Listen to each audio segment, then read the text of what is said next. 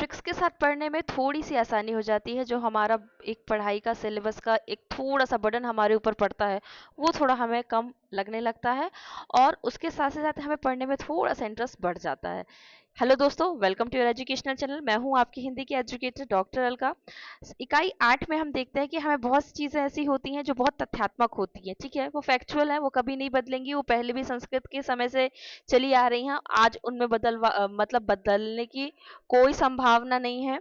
तो हमारे लिए वो चीज़ें ज़्यादा फ़ायदेमंद हो जाती हैं। इसलिए क्योंकि उनमें कोई चेंजेस नहीं होना, जो जैसी हैं उनको सेम टू सेम वैसे ही पढ़ना, उनमें कोई बदलाव नहीं होगा, कोई भी चेंजेस नहीं होगा।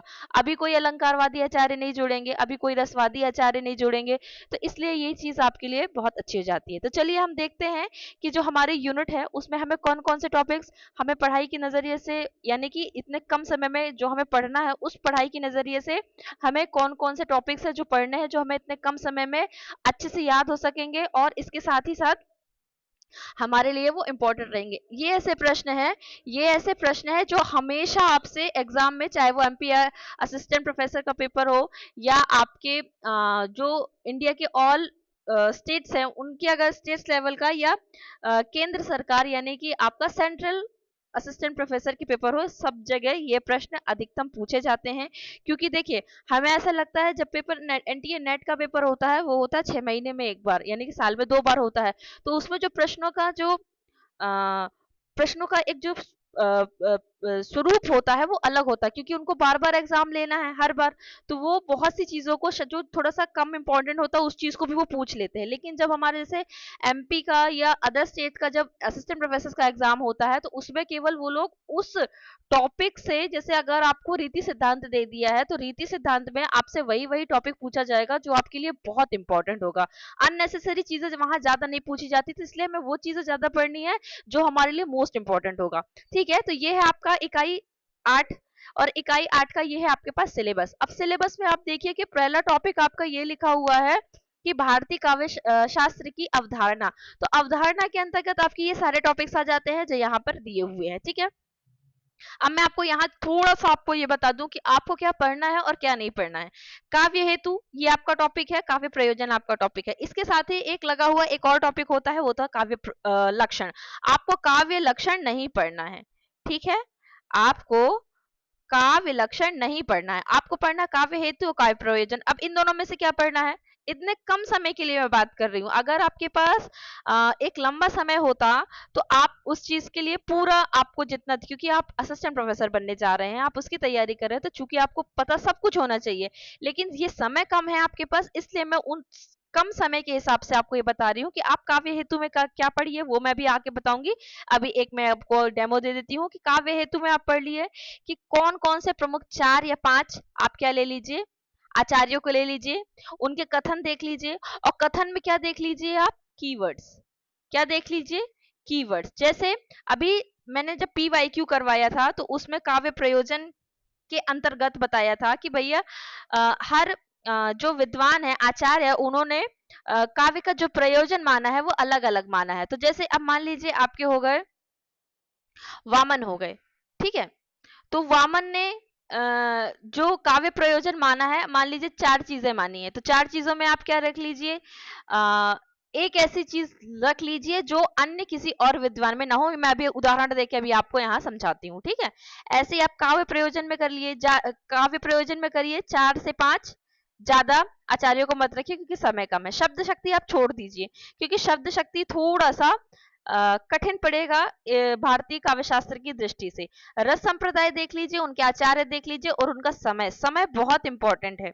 ठीक है, समय आपको देखना ही पड़ेगा। जब आप एनटीए नेट का एग्जाम देखते हैं तो एनटीए नेट के एग्जाम में समय बहुत इंपॉर्टेंट होता है, खासकर काव्य शास्त्र के संबंध में, क्योंकि क्रम लगाने को आता है। ठीक है, एक बार आया था एनटीए नेट के एग्जाम में भट्ट लोलट का, भट्ट नायक का और शंकु का, और आया था अभिनव गुप्त का। ठीक है, इनका क्रम लगाने को। तो आपको इतना पता होना चाहिए मोटा मोटा कि 9वीं 10वीं, अगर मान लो करेक्ट भी नहीं पता है कि 9वीं के हैं कि 10वीं शताब्दी के हैं, तो भी आपको थोड़ा आसपास तो पता होना चाहिए, किसके बाद कौन आता है ये पता होना चाहिए।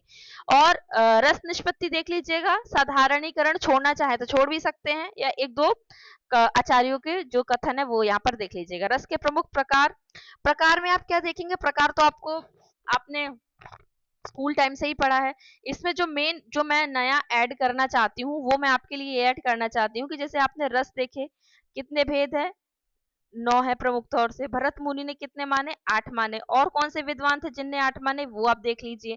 ठीक है, इसके साथ ही जो अन्य किस आचार्य ने नए 9वां दिया, किस आचार्य ने 10वां दिया, 9वां कौन सा था, 10वां कौन सा था। फिर कुछ आचार्यों ने और भी दिए, जैसे देव ने छल नामक एक रस दिया। ठीक है, इसके स्थाई भाव देख लीजिए। स्थाई भाव से पिछली बार आपसे पूछा गया था कि भरत मुनि ने विभत्स का स्थाई भाव क्या माना। जो मैं नया ऐड करने वाली हूं, मैं आपको ये बोल रही हूँ कि आप रस के साथ साथ ही आप क्या देख लीजिए, उनके जो वर्ण है वो वर्ण देख लीजिए, और साथ साथ ही जो उनके देवता हैं उनको भी देख लीजिए आप। ठीक है, वो देख लीजिए। नोट्स में हमने अवेलेबल करवाया था, और हमने अब जब एक इसके इसके पहले एक वीडियो बना था, उसके पहले एक वीडियो बना था जिसमें वॉइस नहीं आ रही थी, उसमें मैंने बताया था। ठीक है, तो यहाँ आपका रस का प्रकार खत्म हो जाता है। फिर अलंकार सिद्धांत, अलंकारवादी आचार, अलंकारों के प्रमुख प्रकार।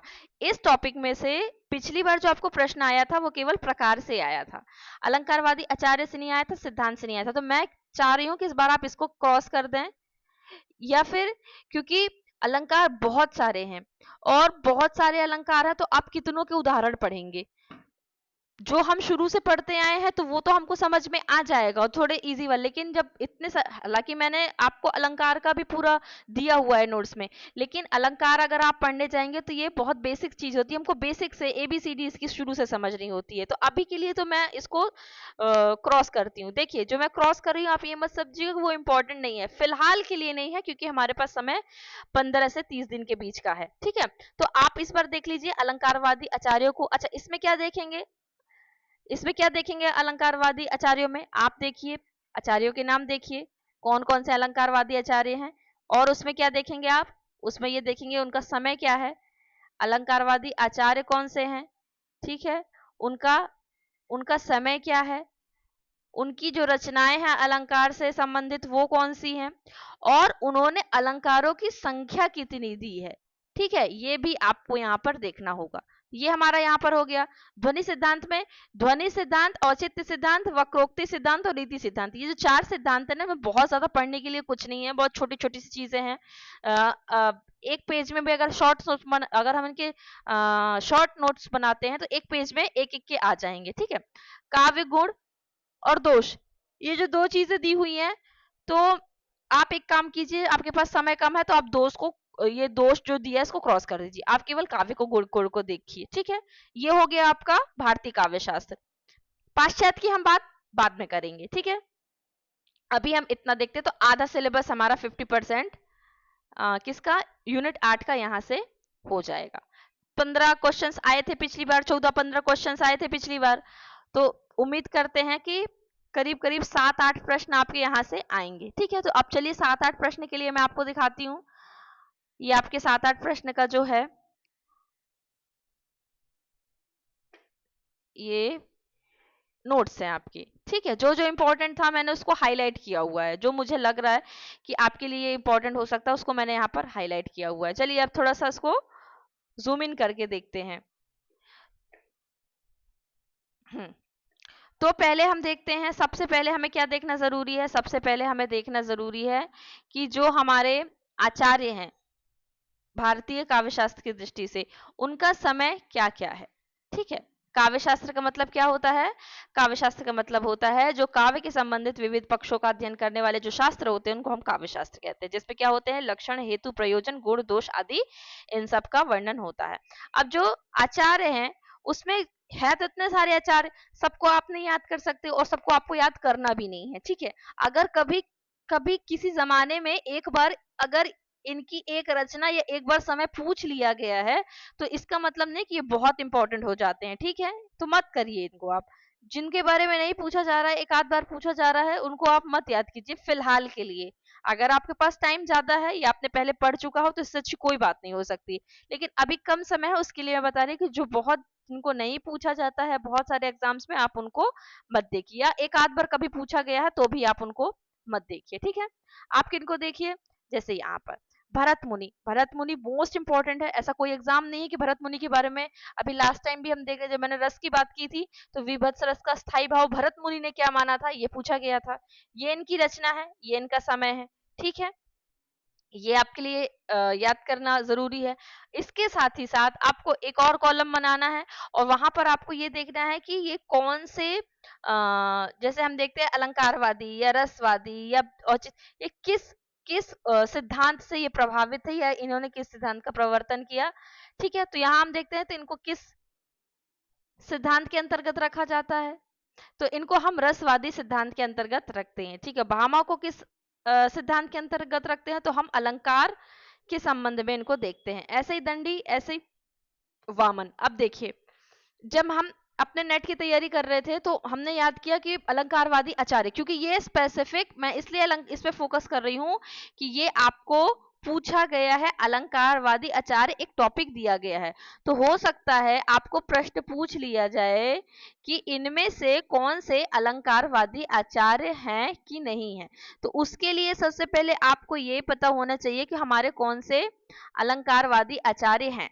तो ठीक है, तो उसकी मैं छोटी सी ट्रिक बताती हूँ कि मैंने ऐसे याद किया था, भाव, पता नहीं मेरे दिमाग में क्या आया था, मैंने ऐसे बना लिया था, तब मुझे इतनी अच्छी ट्रिक्स बनानी नहीं आती थी, तब मैंने ये बनाया था, वो मुझे आज भी याद है। भाव उद्रू, भाव उद्रू, पता नहीं क्या सोच के मैंने, वो आज भी याद है। और ऐसी मेरी उटपटांग ट्रिक्स होती है जो मुझे भी याद होती हैं। मैं ये नहीं बोल रही कि आप यही ट्रिक्स यूज कीजिए, मैं ये बोल रही हूँ आप अपनी खुद की ट्रिक्स यूज कीजिए, लेकिन अगर कम समय है, आपको नहीं समझ में आ रहा है, तो आप ये यूज कर सकते हैं। पहली बात। दूसरी बात ये कि मैं चाहती हूँ कि आप अगर ट्रिक्स बनाए तो फनी बनाए, क्योंकि जब हम फनी ट्रिक्स बनाते हैं तो वो हमें लॉन्ग टाइम के लिए याद रहती है। ठीक है, या आपने किसी घटना से आप संबंधित बना सकते हैं। तो मैंने भाव उद्रू बनाया था, तो मुझे पता चल था कि भामा, वामन, उद्भट, हाँ, दंडी और रुद्रट, ये क्या है, ये हमारे अलंकारवादी आचार्य हैं। ठीक है, अब एक मैंने इसकी ट्रिक बता दी। अब भरत मुनि का आपको समय, ग्रंथ और किस वाद से या सिद्धांत से प्रभावित है, ये आपको याद करना है।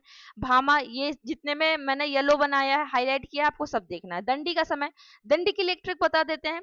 दंडी का मतलब हम ऐसे लिख सकते, दंडी या डंडा, डंडा, या फिर ये समझ दंडी से दंड देना, दंड किसे देते हैं, डंडे से देते हैं। तो डंडा कैसा होता है, होता तो स्ट्रेट है, लेकिन हम स्ट्रेट डंडा नहीं बनाएंगे, हम यहाँ पर बनाएंगे ऐसा डंडा। ये डंडा हो गया हमारा, और डंडा को बस आप ऐसा कर दीजिए तो हो गया आपका 7। तो इससे आपको याद आ जाएगा कि ये 7वीं शताब्दी के थे। ठीक है, वामन का भी आप ऐसे देख सकते हैं। वैसे वामन में क्या होता है, जब वा लिखते हैं तो कैसे लिखते हैं, ऐसे वा लिखते हैं। एक और वा बना दीजिए तो हो गया आपका 8। ठीक है, आगे हम देखते हैं रुद्रट का। देखिए, रुद्रट में हम कैसे लिखते हैं, र लिखते हैं और फिर रात पे छोटे ऊ की मात्रा लगाते हैं। ठीक है, तो छोटा ऊ की मात्रा ऐसे लगाते हैं, तो ऐसे कैसे हो जाता है, 9, तो हो गया 9वीं शती। इससे आप ये रख लीजिएगा। शंकुकु, आनंदवर्धन, राजशेखर, भट्टलोलट, भट्टनायक, एक बार इनका क्रम पूछा गया था, भट्टौत, धनंजय, कुंतक। धनंजय के बारे में देखिए, हर चीज की ट्रिक नहीं है कि बस हर चीज की ट्रिक बन जाती है, पर जिनकी बन सकती है या आपके दिमाग में वो चीज आ सकती है, आप उसको तो कम से कम याद रख लीजिए, वो आपके जीवन भर के लिए हो जाती है। धनंजय, क्योंकि रहना तो आपको इसी फील्ड में है, ऐसा नहीं है कि आज हिंदी साहित्य में असिस्टेंट प्रोफेसर का पेपर देके, एनटीए नेट का पेपर देकर आप कुछ कल को कुछ और करने लगेंगे, रहेंगे तो आप इसी फील्ड में ना।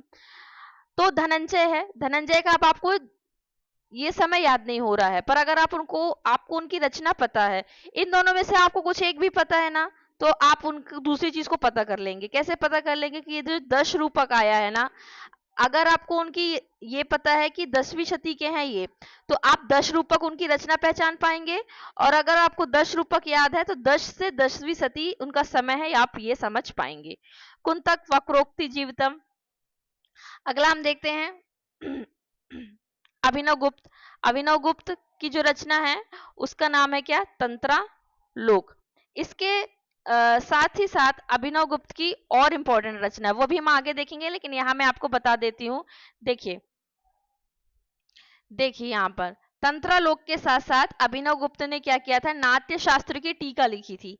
नाट्य शास्त्र की जो टीका लिखी थी तो उसका नाम था अभिनव अभिनव भारती। ठीक है, अभिनव भारती, अभिनव भारती। ठीक है, और उसके साथ ही साथ उन्होंने ध्वन्यालोक की टीका लिखी थी। ध्वन्यालोक मतलब आनंदवर्धन, तो उनकी टीका लिखी थी और उसका नाम था लोचन। क्या नाम था? लोचन। इंपॉर्टेंट है इसलिए यहां पर लिखा जा रहा है। अगला हम देखते हैं भोजराज। इन्होंने सरस्वती कंठाभरण और श्रृंगार प्रकाश ये रचना लिखी। आगे हम देखते हैं कि जो आपके महिम भट्ट है, इनकी रचना है व्यक्ति विवेक। ठीक है, क्षेमेंद्र की अगर हम बात करें तो इनकी एक रचना है कवि कंठाभरण। ठीक है, इनकी है सरस्वती कंठाभरण और इनकी कवि कंठाभरण, कंफ्यूज मत होइएगा। एक है इनकी रचना क्षेमेंद्र की सुव्रत तिलक। क्या है? सुव्रत तिलक। ठीक है, अगला हम देखते हैं इनकी एक और रचना है जो है औचित्य विचार चर्चा। ये इसलिए भी नहीं लिखा होगा क्योंकि क्योंकि औचित्य से आप बच्चे गैस कर लेते हैं कि कीवर्ड पता कर लेते हैं कि औचित्य है तो वो क्षेमेंद्र की रचना होगी। दूसरी बात, इनकी एक और रचना है जिसका नाम है दशावतार चरित। ठीक है, क्या है?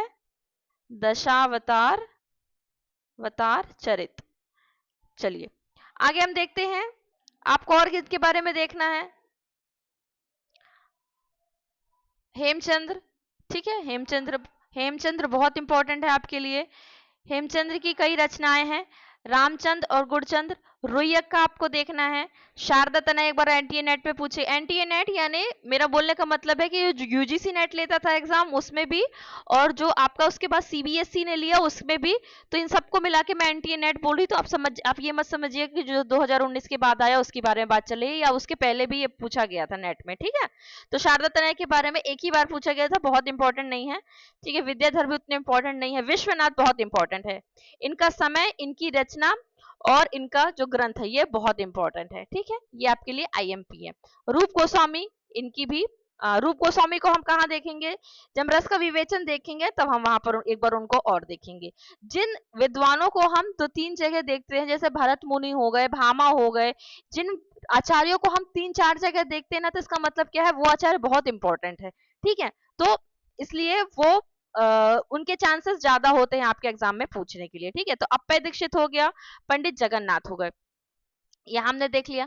ये हमने अभी तो आपको केवल भूमिका बस बताई है। ठीक है, ये नोट्स बहुत ज्यादा है, मैंने बोला 50 पेज की ये नोट्स हैं आपके, लेकिन आपके लिए भी क्या इंपॉर्टेंट है, अभी आप इतने कम समय में क्या पढ़ सकते हैं। चलिए अगला देखते हैं हम, काव्य हेतु, जो हमारे टॉपिक सिलेबस में दिया हुआ है।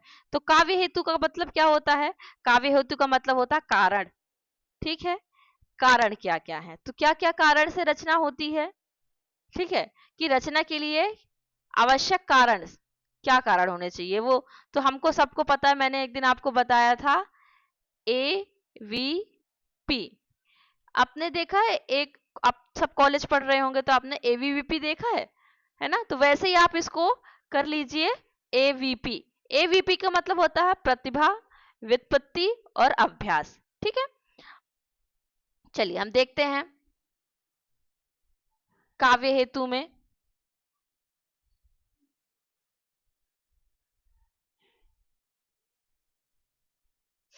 काव्य हेतु सबने अलग अलग माने हैं। ठीक है, सबने काव्य हेतु को अलग अलग माना है।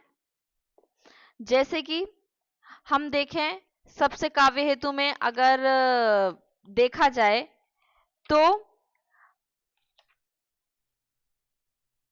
प्रतिभा, व्युत्पत्ति, अभ्यास। ठीक है, अब इसमें भामा से शुरू करें अगर हम, तो उन्होंने किसको माना है? भामा ने किसको माना है? ये हमारे भामा है। भामा ने किसको माना है? प्रतिभा को माना है। ठीक है, दंडी ने किसको माना है? नैसर्गिक प्रतिभा को माना है। एक मिनट, हाँ एक मिनट, मैं ये देख रही हूँ टेबल आपकी कहाँ पर है। टेबल देख लूं तो टेबल से क्या होगा, आपको ज्यादा क्लियर हो जाएगा कि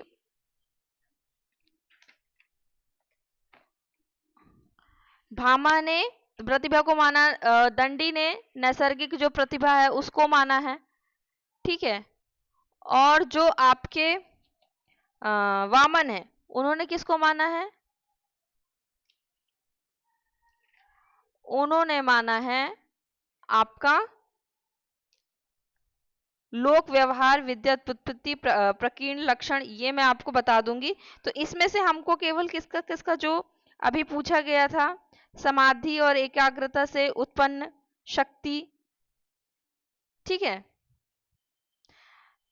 और रुद्रट, मम्मट और जो राजशेखर है, इनके विषय में हम देखते हैं शक्ति का उल्लेख हमको दिखता है, ये हमसे प्रीवियस ईयर में पूछा गया था, ठीक है।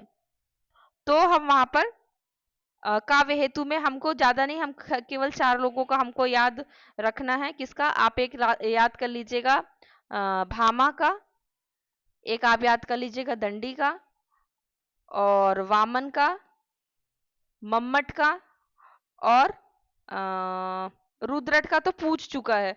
अब जो इनका पूछ चुका है तो उनका तो दोबारा नहीं पूछा जाएगा, तो अब रुद्रट छोड़ दीजिएगा और रुद्रट के अलावा यहाँ आप राजशेखर का देख लीजिएगा। तो आपके 5 हो गए। अब 5 का काव्य हेतु और उनकी जो उक्ति थी वो देख लीजिएगा। राजशेखर का इसलिए मैं बोल रही हूँ क्योंकि राजशेखर के जो ग्रंथ है उनका नाम जो काव्य मीमांसा है, उन्होंने प्रतिभा के 2 भेद किए थे, ठीक है।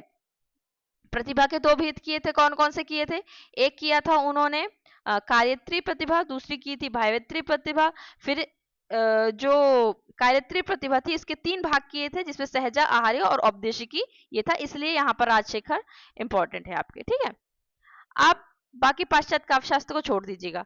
अब यहाँ पर आप देखिए, वो टेबल यहाँ पर मिस हो गई है, मैं देखती हूँ उस वाले पीडीएफ। अब हम देखते काव्य प्रयोजन, ये भी हमारे सिलेबस का हिस्सा है, ठीक है। अब तो इसमें इसमें भी आप 5 कर लीजिए। प्रयोजन का मतलब होता है क्या? उद्देश्य, किस उद्देश्य से रचना की जा रही है। इस पर प्रश्न आया था आपका पिछली बार, आपका प्रश्न आया था वामन से आया था, ये आपका पंक्ति दी हुई थी और पूछा गया था कि ये पंक्ति किसकी है। तो देखिए यहाँ कीर्ति प्रीति जो है दिया हुआ है, ये किस में दिया हुआ है? सिर्फ आपको, किसी और में नहीं दिया हुआ है ना, किसी और आचार्य में नहीं दिया हो, तो ये इसका क्या हो गया है? कीवर्ड हो गया है। दंडी का क्या देखते हैं? लोक व्युत्पत्ति। भरत मुनि ने तो 8 दिए हैं, ठीक है, 8 दिए हैं इन्होंने। भामा ने पुरुषार्थ चातुष्टय, जिसमें अर्थ धर्म काम मोक्ष कीर्ति प्रीति और समस्त कला। तो आपसे अगर ये होता ना तो आपसे यहाँ पर भामा का नाम नहीं दिया जाएगा, ठीक है। इनका क्या है कीवर्ड? ये पुरुषार्थ चतुष्टय, ये है इनका कीवर्ड। ऐसे ही हम यहाँ पर देखें, इनका कीवर्ड क्या होगा? रुद्रट का अनर्थ का शमन, ठीक है, विपत्ति निवारण, रोग मुक्ति, ये इनका होगा। जिनमें सेम सेम है वो कीवर्ड नहीं हो पाएगा। जाया सम्मति उपदेश, ये होगा अभिनव गुप्त का, ठीक है। या फिर भामा का समस्त कलाओं का ज्ञान, ये भी पूछ सकता है। ये हो जाएंगे, तो आप ज्यादा मत याद कीजिए, आप याद कीजिए केवल किसका? भरत मुनि का, भामा का, दंडी का, वामन का और अभिनव गुप्त का। 5 का आप इनका कर लीजिए, ठीक है। और बाकी हिंदी आचार्यों का आप एक बार देख लीजिएगा। हाँ, मम्मट का भी इंपॉर्टेंट है, आप उनका भी देख लीजिएगा, क्योंकि इसमें ये जो ये शब्द है ना, ये शब्द 1-2 बार पूछा जा चुका है, इसलिए ये भी इंपॉर्टेंट है। तो ज्यादा इतने सारे में से कुछ तो छांट के आप कर ही सकते हैं। अब हमारा क्या बचा? शब्द शक्ति हमने क्रॉस कर दिया। अब हमको आता है रस संप्रदाय या रस का स्वरूप, रस निष्पत्ति, ये हमको देखना है। तो सबसे पहले तो हमको रस रस में अगर हम देखते हैं तो रस में हमको किसका नाम देखने मिलता है? हमको मिलता है आचार्य भरत मुनि का नाम देखने मिलता है, ठीक है। किसका नाम देखने मिलता है हमको? आचार्य भरत मुनि का। तो चलिए देखते हैं रस में हमको क्या क्या देखना है। हाँ, तो रस में हमको सबसे पहले देखना है कि रस के कितने अंग होते हैं, ठीक है, और उन अंगों के प्रकार, उन अंगों के हमको प्रकार देखने हैं। हम्म तो देखिए, स्थायी भाव क्या होता है, विभाव क्या होता है, अनुभाव क्या होता है, संचारी भाव क्या होता है, ये आपको नाम याद होने चाहिए। नहीं याद है तो कम से कम आधे तो होने चाहिए। अनुभाव, ये आपसे कई बार पूछा जाता है और ये भी पूछा जाता है, ठीक है। तो मैंने ट्रिक जो बनाई थी इसकी इसकी याद करने की, इसकी जो मैंने ट्रिक बनाई थी वो ये बनाई थी कि मुझे ना ये याद नहीं हो रहे थे, कौन से, एक व्यवर्ण याद नहीं हो रहा था, कंप याद नहीं हो रहा था, प्रलय याद नहीं हो रहा था, और रोमांच याद नहीं हो रहा था। तो उसके लिए मैंने बनाया था वीवो वीवो का प्रो, जो मोबाइल आता है ना वीवो का, मैंने उससे बना लिया था वीवो का प्रो। ठीक है, अगर आपको ट्रिक्स चाहिए होंगी किसी की तो आप मुझे बताइएगा, मैं आपके लिए थोड़ा और प्रयास करने की कोशिश करूंगी।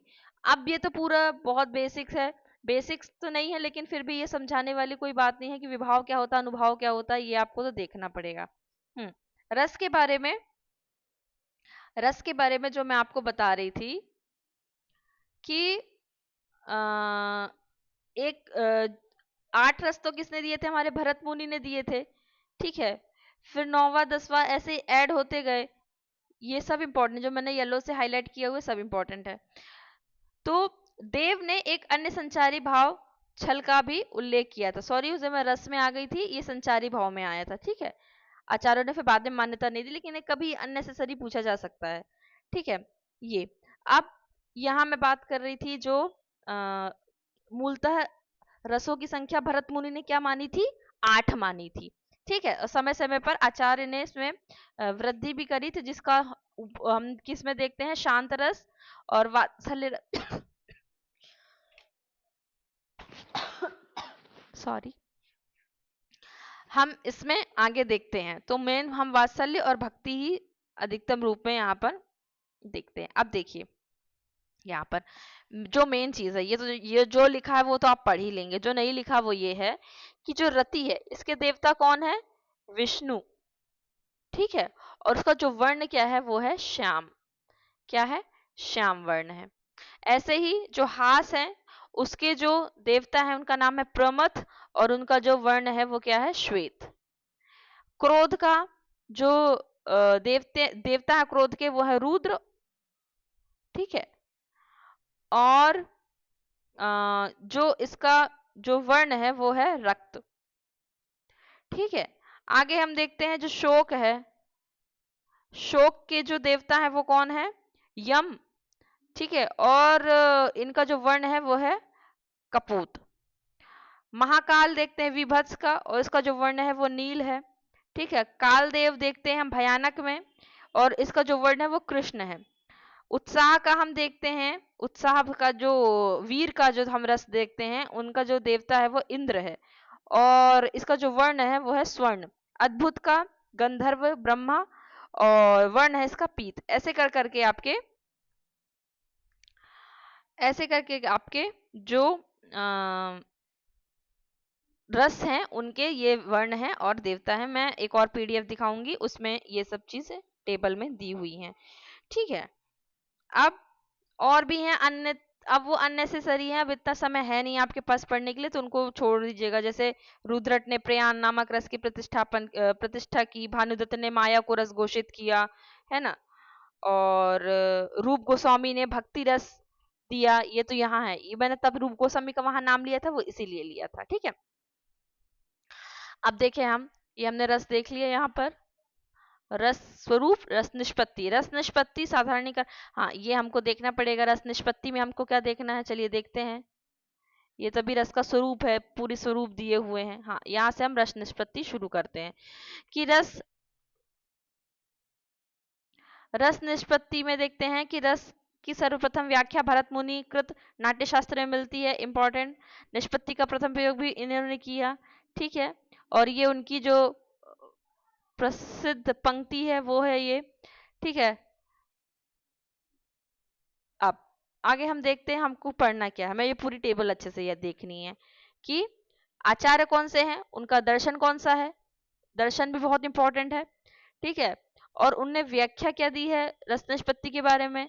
संयोग आपसे पूछा जा सकता है कि पोष पोषक भाव संबंध, या गम्य गमक भाव संबंध, या उत्पाद्य उत्पादक भाव संबंध किस आचार्य ने दिए हैं, या अनुमाप्य अनुमापक भाव ये किस आचार्य, ये आपसे पूछा जा सकता है यहाँ से घुमा घुमा के। इसलिए आपको ये सब सारी चीजें, अगर आप रस निष्पत्ति की बात कर रहे हैं ना, तो केवल इतना बस ही आप पढ़ सकते हैं। ये आपके लिए इंपॉर्टेंट होगा, इतना बस आप पढ़ लेंगे ना, ये आपके लिए पूरी टेबल में आपके लिए इंपॉर्टेंट हो जाएगा। तो यहाँ हमारा रस निष्पत्ति हो गया। अब हमारा क्या बचा? साधारणीकरण। साधारणीकरण में हम देखते हैं हाँ, ये आ गया हमारा साधारणीकरण। यहाँ हम देखते हैं, हमको इसमें क्या देखना है साधारणीकरण में, कि जैसे ये रचना है, रचना सॉरी, ये आचार्य हैं, अपने जो सिद्धांत है इनका भुक्तिवाद, उन्होंने काव्य के तीन व्यापार, ये तीन व्यापार पूछ सकता है साधारणीकरण के संबंध में, ठीक है। और ये पूछा जा सकता है, जो हाईलाइट है ना यहाँ पर ब्लैक से, ये अभिनव गुप्त के संबंध में। और आगे हम देखेंगे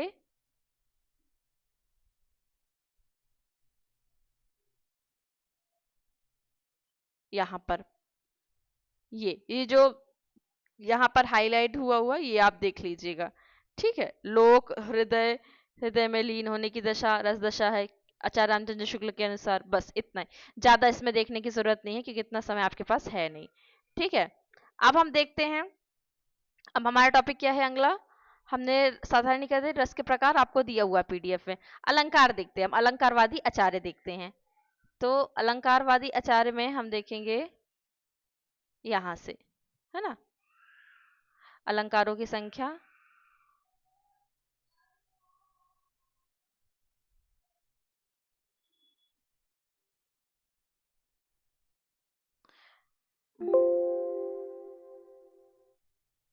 सिंगल पेज है, 15, 16, 1 मिनट।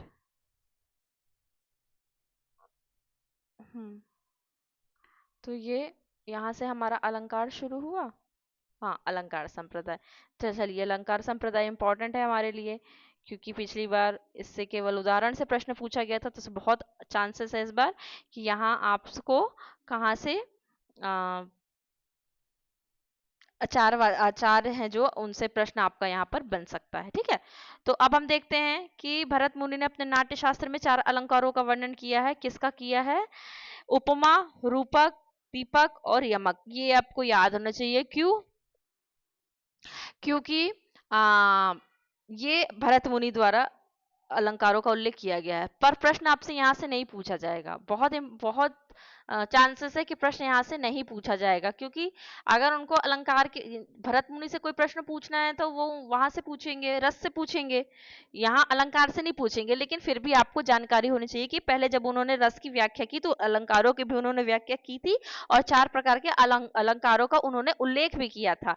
अब उसके आगे फिर जब भामा आए, अगर हम समय काल की दृष्टि से भी देखें तो उसके बाद जब भामा आए तो वहां हम देखते हैं कि वो प्रवर्तक आचार्य कहलाए वहां पर, ठीक है। और उन्होंने काव्य का अनिवार्य तत्व माना। ये उनकी जो पंक्ति है ये इंपॉर्टेंट है, ठीक है। अच्छा, एक चीज और आपके लिए, जो मैं कीवर्ड्स की बात कर रही थी ना, हालांकि ये पूछा नहीं जाएगा, लेकिन अगर बहुत ही टफ पेपर दिया तो आपसे एक कंफ्यूज करने के लिए ये लाइन पूछी जाएगी और आप इसको रटिए, क्योंकि ये लाइन आपको कुंतक और भामा दोनों में कंफ्यूज करने वाली है। अगर ये पंक्ति दे दी और आपसे पूछा गया कि ये पंक्ति किसकी है, तो आप तो वक्र देख के जल्दी से लगा देंगे कुंतक को, है ना, अगर कीवर्ड्स के भरोसे बैठे रहे तो। पर ये एक मतलब कहते हैं ना अपवाद है ये। तो अपवाद में हम देखेंगे कि पहले चर्चा भामा ने की थी, ठीक है। सभी अलंकारों के मूल में वक्रोक्ति को माना है। जब हम वक्रोक्ति पढ़ेंगे तब भी एक बार आपको देख लेना है इसको, है ना। तो यहाँ आप देख लीजिएगा। अब यहाँ पर जो जो आचार्य हैं वो उनके बारे में यहाँ पर दिया हुआ। अभी हमने भामा को पढ़ा, अब हम देखते हैं दंडी को, ठीक है। अलंकार को परिभाषित करने का प्रथम प्रयास दंडी ने किया। अब इनकी ये जो पंक्ति है ये इंपॉर्टेंट है। दंडी देख लीजिए, समय देख लीजिए, और उनकी जो लाइन है वो देख लीजिए, ठीक है। चलिए आगे देखते हैं, आगे देखते हैं। उद्भट ने ऊर्जस्व अलंकार को स्पष्ट करते हुए कहा है कि क्रोध आदि अनुचित, ये छोड़ दीजिए, उद्भट को बस देख लीजिए। वामन, ठीक है। काव्य शोभाष, ये इंपॉर्टेंट है आपके लिए, ठीक है, ये इंपॉर्टेंट है। अब ध्वनिवादी आचार्य आनंदवर्धन ने लिखा है, ये इंपॉर्टेंट नहीं है। बस क्या लिखा है कि काव्य का बाह्य शोभाकारक तत्व है, ठीक है। ये इतना इंपॉर्टेंट है आपके लिए बस। अन्य आचार्य रुद्रट ने वैज्ञानिक ढंग से सर्वप्रथम वैज्ञानिक ढंग से अलंकार को 4 भागों में विभक्त किया, क्योंकि अलंकारवादी आचार्य है ना, इसलिए हम यहाँ पर देखेंगे। तो अब शुरू शुरू के 3-4 आचार्यों को हम वहां पर देख लेते हैं। ठीक है, बाकी उतना हमको इंपॉर्टेंट नहीं है, जो इंपॉर्टेंट है वो है अलंकारों की संख्या। तो हम अलंकारों की संख्या में किसको देखेंगे? भरत मुनि को देखेंगे, उन्होंने कितने बताए। भामा को देखेंगे, उन्होंने कितने बताए। दंडी को देखेंगे, उन्होंने कितने बताए। उद्भट, वामन, रुद्रट, यहाँ तक हम देखेंगे। ठीक है, आगे हम फिर किसको देखेंगे? आगे हम देखेंगे विश्वनाथ को, और देखेंगे हम रुय्यक और जयदेव को। इन ये हमारे लिए इंपॉर्टेंट रहेंगे, इतना आप इनमें देख लीजिएगा। ठीक है, तो अलंकार और अलंकारवादी आचार्य यहाँ से हमने देख लिया।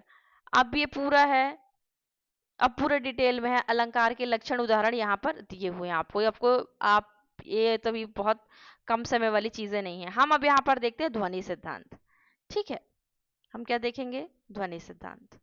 चलिए ध्वनि सिद्धांत देख लेते हैं जल्दी से, जल्दी जल्दी हमारे ये खत्म हो जाएंगे। ये पूरे उदाहरण दिए हुए हैं यहाँ पर। अभी चूंकि हमको यहाँ पर रीति सिद्धांत दिख गया, तो अभी हम रीति सिद्धांत देख लेते हैं। ठीक है, ध्वनि के बाद रीति है। इसमें हमको क्या क्या देखना है? समय देख लीजिए। हाँ, ये रीति सिद्धांत आपका। ठीक है, इसके जो आचार्य है वो कौन है? वो है आचार्य वामन। एक चीज ये देख लीजिए। रीतिरात्मा काव्यस्थ, ये देख लीजिए। ठीक है, वामन से पहले आचार्यों ने रीति के लिए इन शब्दों का प्रयोग किया, ये देख लीजिए। जैसे भरत मुनि ने प्रवृत्ति का उल्लेख किया। ठीक है, और भामा ने काव्य भेद के अंतर्गत इसका विवेचन किया, और आचार्य दंड ने काव्य मार्ग इसमें काव्य मार्ग शब्द उपयोग किया। सर्वप्रथम वामन ने रीति शब्द का प्रयोग किया। ठीक है, विशिष्ट पद रचना रीति, ये जो पंक्ति है ये, और ये भी विशेषो गुणात्मा, ये भी इंपॉर्टेंट है। काव्यो शोभाया कर्तारो धर्मा गुणा, ये भी इंपॉर्टेंट है। ठीक है, अब रीति में हम और क्या देखते हैं? यहाँ पर अभी प्रश्न पूछा गया था कि किस रीति में सुकुमारता और माधुर्य का अभाव रहता है। तो ये बहुत इजी है, छोटा सा है, पढ़ लीजिएगा, है ना। आगे हम देखते हैं इसमें कि ये सब एक्स्ट्रा पढ़ने की जरूरत नहीं है, जितना मैंने आपको बताया। हाँ, आनंदवर्धन ने रीति को संघटना कहा है। ठीक है, ये थोड़ा सा देख लीजिएगा बस। अब रीति में और बहुत सारी चीजें पढ़ने की यहाँ पर आपको जरूरत नहीं है फिलहाल, बाकी तो आपका पढ़ना पूरा है। ये देख लीजिएगा कि आचार्य विश्वनाथ के अनुसार पद संगठना रीति है ना। वर्ग संगुफन के आधार पर 4 रीतियां मानी गई है। वैदर्भी पांचाली से मिश्रित लाटी रीति को भी स्वीकार किया गया है। ठीक है, अब काव्य गुण, ये टेबल है एक। 4 रीतियां भरत मुनि ने, भामा ने 2 रीति, दंडी ने 2 रीति, वामन ने 3 रीतियां। ठीक है, रुद्रट ने 4 रीति, आनंदवर्धन ने, ये बिल्कुल अलग है, ये उतनी इंपॉर्टेंट नहीं है। ठीक है, ये इंपॉर्टेंट है ना। तो आप ये देख लीजिएगा, ये देख लीजिएगा, भरत मुनि वाला देख लीजिएगा, और इन दोनों की तो सेम है ना। ये आगे हम देखते हैं रीति में और क्या है। काव्य गुण देख रहे थे, रीति के बाद काव्य गुण भी शुरू होता है।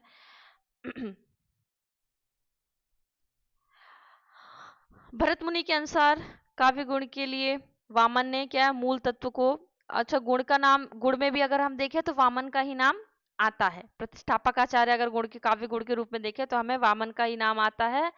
पर वामन से पहले भी काव्य गुणों का विवरण होता था। भरत मुनि ने 10 काव्य गुण माने थे, भामा ने 3। ठीक है, दंडी ने 10। ये मैंने ट्रिक बनाई थी कि जैसे दंडी का नाम द से शुरू होता है और उन्हें 10 गुण माने थे, द से द। वामन ने, मैंने ऐसा रट लिया था कि जैसे बा होता बामन और बा से 20, है ना। तो ऐसे मैंने 20, इन्हें 10 शब्द गुण माने थे और 10 अर्थ गुण माने थे, है ना। ये ऐसे तो 2 1 2 1 2 3 4। ठीक है, ये आप इनका देख लीजिएगा, और ये जो इनको भी यहाँ पर देख लीजिएगा। अब हम देखते हैं रीति के बाद हमारा ध्वनि सिद्धांत। प्रतिष्ठापक आचार्य कौन है? आनंदवर्धन, इनका ये कथन, ठीक है। और स्फोट का प्रत्यक्ष अप्रत्यक्ष प्रभाव, ये आपको घुमा के किस बहुत तरीके से यहाँ पर पूछा जा सकता है, ठीक है। और इसमें ध्वनि विरोधी देखना पड़ेगा कि ध्वनि विरोधी कौन आचार्य थे।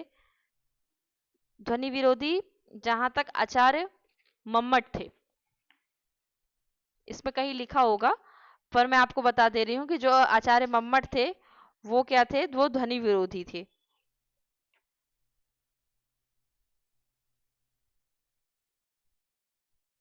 ध्वनि विरोधी थे आचार्य मम्मट। बस इसमें और बहुत ज्यादा पढ़ने की जरूरत ध्वनि सिद्धांत में नहीं है। हाँ,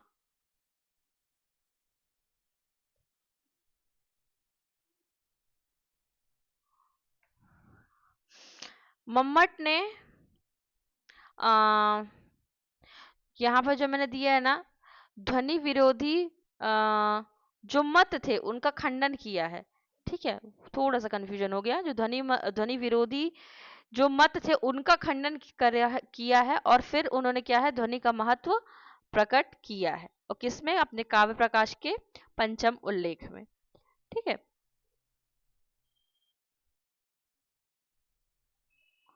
आगे हम देखते हैं वक्रोक्ति में। वक्रोक्ति में हमको क्या देखना है? कौन आचार्य हैं? कुंतक आचार्य हैं, उनकी पंक्ति क्या है, ठीक है। पंक्ति क्या है उनकी, और और वक्रोक्ति के अभाव में भामा काव्य को, तो भामा का जो नाम है वो वक्रोक्ति के संदर्भ में आता है, ठीक है। और भामा ने वक्रोक्ति का अर्थ अतिशयोक्ति माना है, ठीक है। और सभी संपूर्ण अलंकारों का इसका मूल घोषित किया है।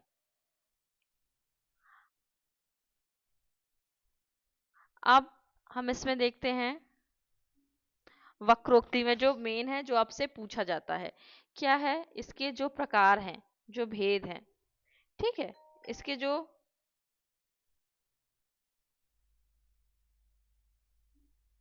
इसके जो भेद है ये एक बार नेट में पूछे गए थे, ठीक है। ये आपसे पूछे गए थे। तो जैसे देखिए, वर्ण विन्यास, वर्ण वक्रता, वो वाक्य वक्रता, वा से ये हो गया और ये पी से हो गए पूरे, ठीक है। तो जो दो हैं वो वी से हैं और ये जो चार पी से हैं। अगर वी और पी से आगे कुछ आता है तो आपको वहां क्रॉस कर देना, बस। ये छोटी सी ट्रिक है आपकी, ठीक है। आगे हम देखते हैं,